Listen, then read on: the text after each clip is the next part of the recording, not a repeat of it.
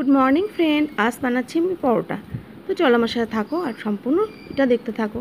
পরোটা তো সবাই আমরা পছন্দ করি। আজকে তো স্পেশাল জামাই ষষ্ঠী, তো আমার তো আর মা নেই, তো জামাই ষষ্ঠীর টিফিনটা আমি আমার হাজব্যান্ডকে মেক করে দিই আর কি। তো চলো আমার সাথে থাকো আর দেখো। আর আমি বানাচ্ছি সেঁকা পরোটা। ও খুব ছাকা তেলে পরোটা ও ভালোবাসে না। তো দেখো, তার জন্য আমি চাটুটা আগে প্রিহিট করতে দিয়েছিলাম। এবার পরোটাগুলোকে পরপর আমি সেঁকে নিচ্ছি। এইরকম করে পরোটা বানালে তেল কিন্তু একদমই অল্প লাগে। তো পরপর পরোটাগুলো আমি দিয়ে দিচ্ছি, দিয়ে রুটির মতো, রুটি যেমন সেঁকে নিই আমরা, সেরকম করে আমি এটা কিন্তু সেঁকে নিচ্ছি।